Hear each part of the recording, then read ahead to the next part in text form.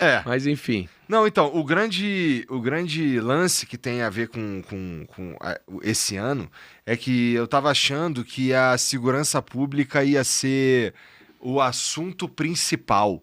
Eu tava esperando ver, inclusive, uma ação do PT. Eles chegaram, o Derrite chegou a relatar o PL antifacção, que era um bagulho do governo, que Na acabou realidade virando... veio do governo, Isso, mas ali era a gente chama de jabuti, né? isso. Então, Tinha inclusive amenização de pena para faccionado. o E aí ponto é que foi o PT falando de segurança pública, manja? sim. Não é, É o PL antifacção e a PEC da segurança. Foi iniciativa dos E aí, caras. vocês ficam putos com isso? Não, meu irmão, é o que eu costumo dizer pra você. É óbvio que a gente tem que estar atento, que aí eu falo da malandragem, jabuti. você tem que estar atento o que os caras estão tentando inserir ali dentro. Mas se ele tivesse feito um projeto genuíno pra defender o cidadão de bem e não blindar o marginal, ia bater palma e ia vir aqui e falar, ó, isso aqui foi muito bom e muito positivo. Destemidamente, igual você falou, mas aí o público, eu viria honestamente falar aqui. Mas estava cheio de jabuti lá dentro. E aí definiram o Derrite, o Guilherme Derrite como relator. Eu achei muito bem, muito bem acertado em indicar ele, porque hoje, falando em combate ao crime organizado, o estado de São Paulo é um dos maiores hoje, e o Derrite, ele é muito estudioso, ele estuda muito sobre também, além de ter participado ao longo da carreira, nós trabalhamos junto na viatura do combate ao crime organizado, na ponta da linha, ele participou, pisou no chão da fábrica e estava na parte administrativa, então entende muito bem a estrutura, ele participou de diversos conselhos com outros secretários de segurança dos demais estados, outros convênios. Então, assim, ele é estudioso no caso. E foi a pessoa mais acertada para estar ali relatando. Então, tinha uma pontinha aqui, outra ali, ele foi limpando e acabou trazendo penas mais altas, que no final o governo já não queria nem que fosse aprovado mais, porque dali surgiram penas duras contra o crime organizado. O criminoso, ele pode ficar... Antes no Brasil era só 30 anos, mas o cara envolvido com crime organizado, ele pode chegar a ficar 80 anos preso agora.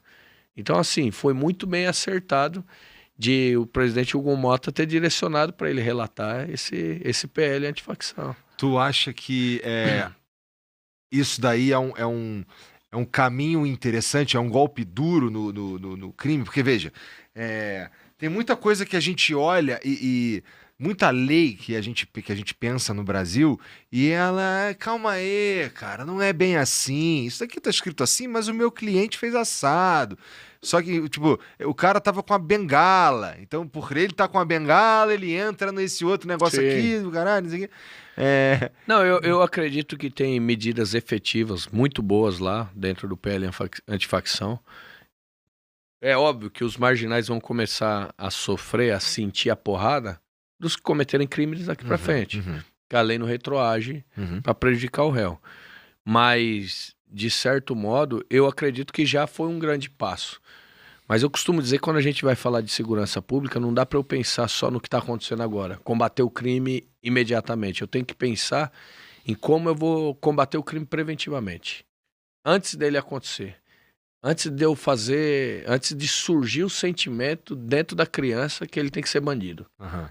E aí são educação, políticas sociais.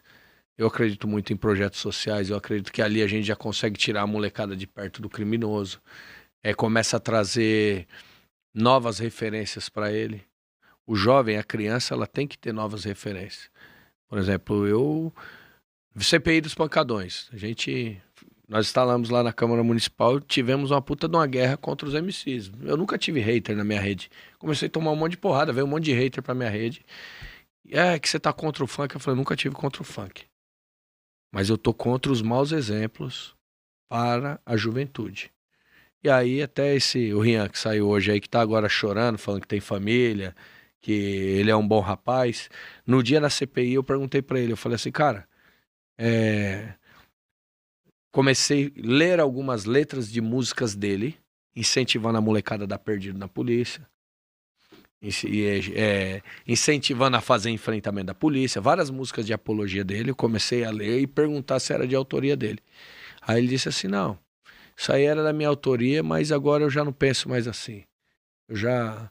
Tá, mas a música tá rodando. Em 7 anos, 8 anos, sei lá quanto tempo ele já faz sucesso.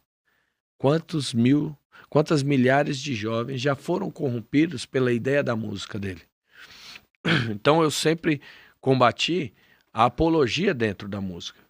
A batida é legal. A batida, você começa a tocar aqui, você até acha da hora. Só que é o seguinte, o que está sendo oferecido de conteúdo dentro? O que está sendo, através da música, está sendo levado até a mente do jovem, influenciando ele? O que vai conduzir ele a fazer? O que vai servir de exemplo para ele? Isso é complicado. Eu não falo de censurar música, mas uma música que traz apologia, se você conversar com a molecada, muitas vezes, que tá... Os caras não sabem nem o que é apologia, viu, Nantes? Os caras acham que apologia, tu falou do troço, é apologia. É, exatamente. Mas é que talvez a gente... E é exatamente isso, o cara não sabe. E talvez, eu costumo dizer, até esses MCs aí que estão envolvidaços, que eu vou falar assim, envolvidaço, o que acontece? Muitas vezes eu olho pra eles, eu vejo eles como vítima do crime organizado também. Eles só são mais um utilizado pelo crime organizado. Pegou um moleque que tem uma voz boa, que tem uma ascensão na rede, os caras injetam uma grana, faz esse moleque explodir. E depois ele fica amarrado. E aí ele fica amarrado e acabam utilizando esse jovem para corromper os demais jovens, que aí eu consigo atrair mais clientes, ou para consumir a droga, ou eu consigo militar para mais soldados pro crime organizado. Então ele vira meio que um veículo de propaganda do crime organizado, indiretamente. E esse moleque fica amarrado, aí os caras começam, lava dinheiro em cima de show. E uma porrada de coisa hoje em dia que os caras evoluem cada vez mais para isso. Então, e assim, num ponto de vista assim, mais distante, tá? Tô querendo dizer que é coitadinho, mas são vítimas também. Acabam sendo objetos e usados pelo crime organizado também. Eu imagino que sim. Acho que essa análise que faz sentido, especialmente se a gente tá falando de uma realidade, essa galera tá falando de uns caras que vêm de uma realidade que... Lembra que tu tava falando lá do polícia que mora na favela, os caras chamaram? Sim. Então, o cara, ele vive essa porra, o moleque lá, por exemplo. Eu tô viajando num cara fictício, que ele tem o potencial de virar um MC. No meio que único caminho a única catapulta que ele poderia usar é o crime, né? Então, ele... E é o crime mesmo que encosta, cara. Nós temos declaração de cara que o cara falou assim, eu fui na biqueira e o meu clipe eu gravei que o cara da biqueira pagou meu clipe. Eu tenho esses vídeos salvos. De MC, a molecadinha então, que aí o maluco... não tô citando o nome, mas foi nessa pegada. Imagina também. O maluco catapultou o cara, explodiu. E aí... Fica amarrado. Ele fica amarrado, óbvio. E aí eu falei, é muito fácil de seduzir esse moleque muitas vezes talentoso, que tem uma boa voz, enfim. É muito fácil você seduzir, porque aí os caras... Você imagina um moleque que às vezes abre a geladeira e tem uma garrafa de água pela metade ainda, não tá nem cheia. É a única coisa que o cara tem dentro da geladeira, fudido. E de repente você vê esse moleque, você mete uma Lamborghini no peito do moleque e um cordãozão de ouro. Você fala, mano, vai dar um rolê, vai fazer sucesso, moleque. É óbvio que ele vai se sentir seduzido e o que os caras roteirizar pra ele fazer, ele vai fazer, irmão. Tá comprado, já era. Ele tá comprado, já era. E assim, o que for roteirizado, ele vai fazer. E amanhã ou depois, se ele tentar sair fora, os caras falam, vem cá, você não vai sair agora não.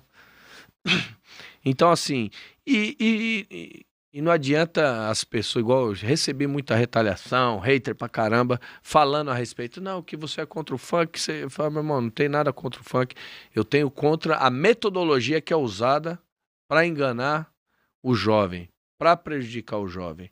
Infelizmente, quanto mais você deixa esse jovem iludido e ocupado, você consegue fazer o que você quiser lá em cima, do outro lado, enfim. É mesmo. Então, assim, pra mim, hoje, crime organizado, ele saiu das periferias. Ele veio das periferias, em tese, porque é um cara humilde, preto, pobre, que foi preso, foi para dentro do presídio e sofria opressões do Estado. Então ele era anti-Estado. O crime organizado surgiu por conta disso. Alegações de que Eram oprimidos, eles precisavam se organizar para sofrer menos opressões. E aí o crime começa a se organizar, enfim, se estrutura.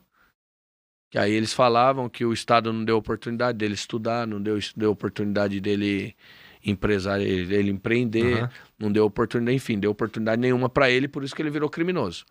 Esse era o discurso, lá atrás, década de 80, 90.